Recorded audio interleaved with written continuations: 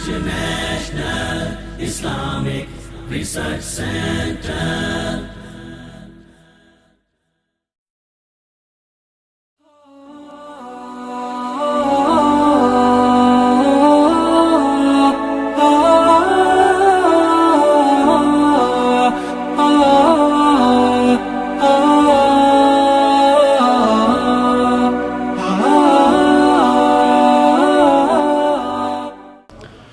ابھی جو نبی اکرم صلی اللہ علیہ وسلم کی ذات گرامی کے حوالے سے سوال کیا گیا ہے، اس میں نبی صلی اللہ علیہ وسلم کی نماز جنازہ کے بارے میں کہا گیا ہے کہ جنازہ پڑھایا گیا یا نہیں۔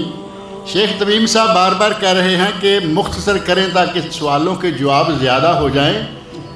میں چاہتا ہوں کہ اگر چند سوال بھی ہوں تو کچھ مکمل شکل میں تو ہو جائیں۔ اب ایک طرف کہہ رہے ہیں کہ نبی پاک زندہ ہیں، اور دوسری طرف کہہ رہے ہیں کہ نبی پاک کا جنازہ کس نے پڑھایا۔ بات سمجھ میں آ رہی ہے نہیں؟ زندہ آدمی کا کوئی نماز جنازہ پڑھائے گا؟ صحابہ کرام نے نبی صلی اللہ علیہ وسلم کو قبر شریف میں دفن کیا، اوپر مٹی ڈال دی، آج تک قبر موجود ہے۔ زندہ آدمی کی قبر ہوتی ہے؟ عجیب سی بات۔ نبی اکرم صلی اللہ علیہ وسلم کی نعش مبارک جہاں آپ نے وفات پائی وہیں پڑی تھی، اختلاف ہو گیا کہ آپ کو دفن کہاں کیا جائے۔ کسی نے کہا کہ مسجد اقصی، بیت المقدس، کسی نے کہا مکہ مکرمہ جہاں آپ پیدا ہوئے، کسی نے کہا مدینہ منورہ جہاں آپ نے وفات پائی۔ صحابی نے کہا مجھے نبی اکرم صلی اللہ علیہ وسلم کی زبان مبارک سے یہ سننے کا موقع ملا ہے کہ اللہ کسی نبی کی جان صرف اس جگہ نکالتا ہے جہاں اس کو دفن کیا جانا ہوتا ہے۔ مسئلہ حل ہو گیا۔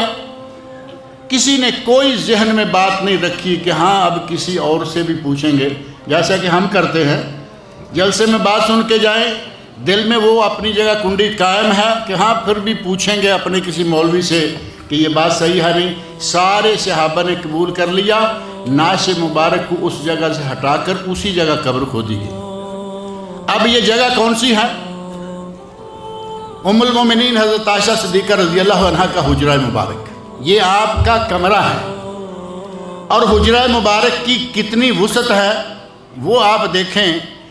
حضرت عائشہ رضی اللہ عنہا فرماتی ہیں کہ میں لیٹی ہوئی ہوں اور نبی اکرم صلی اللہ علیہ وسلم نماز پڑھ رہے ہیں، جب سجدہ کرنے لگتے تو میری پنڈلی پر، ٹانگ پر ہاتھ سے چوکا مارتے، میں اپنی ٹانگوں کو سمیٹ لیتی اور آپ سجدہ کرتے، جب آپ اٹھتے تو میں دوبارہ اپنی ٹانگیں کھول دیتی۔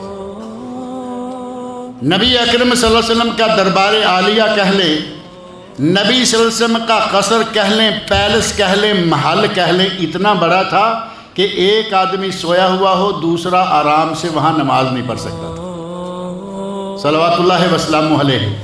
اب نماز جنازہ اسی جگہ پڑھنی ہے، کتنی بڑی جماعت ہو سکتی تھی؟ چند لوگ کمرہ شریف میں داخل ہوتے جہاں نبی اکرم صلی اللہ علیہ وسلم کی نعش مبارک غسل کے بعد رکھی گئی تھی۔ 10، 5، 9، 8، 7 مختلف جتنے اندر داخل ہوئے وہ اندر داخل ہوئے، اور باقاعدگی سے جیسے ہمارے یہاں 100، 200، 500، 1000 اور 1 لاکھ کا جنازہ ہوتا ہے، ایسا جنازہ نہیں ہوا، لیکن پورے مدینہ منورہ اور گرد و نواح کے لوگوں نے جنازہ پڑھا، شریک ہوئے، لیکن جماعت کا انداز یہ نہیں تھا جو ہمارے یہاں ہوتا ہے، اور اس کی وجہ جگہ کی ضرورت، جگہ کی مجبوری تھی، اور 10، 5 لوگ داخل ہوتے گئے، جنازہ پڑھتے گئے۔ اور یہ سوال عموماً کون کرتے ہیں؟ یہ سوال شیعہ کرتے ہیں، کہتے ہیں کہ تم بڑے لیے پھرتے ہو ابو بکر صدیق، عمر فاروق، عثمان غنی رضی اللہ عنہم، انتہائی گستاخی سے ان کے اسماء گرامی لیں گے اور کہیں گے کہ جنازے کے وقت یہ کہاں تھے۔ اصل میں وہ بتانا یہ چاہتے ہیں کہ جنازے کے وقت یہ خلافت کے معاملے کو حل کر رہے تھے۔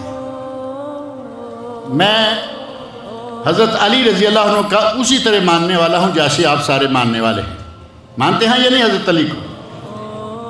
حضرت علی رضی اللہ عنہ نبی صلی اللہ علیہ وسلم کے عمزاد بھائی، نبی صلی اللہ علیہ وسلم کے داماد، فاطمہ رضی اللہ عنہ کے شوہر، حسنین کے والد، اور نبی صلی اللہ علیہ وسلم کے خلیفہ راشد ہم بھی اتنا ہی مانتے ہیں، بلکہ ان سے بھی ہم زیادہ ان کا احترام اور کرتے ہیں۔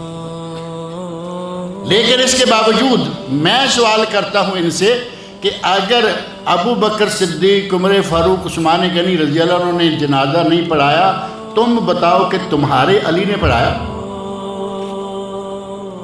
تمہارے مجھے مجبوراً کہنا پڑ رہا ہے، ورنہ وہ اصل میں ہمارے ہیں۔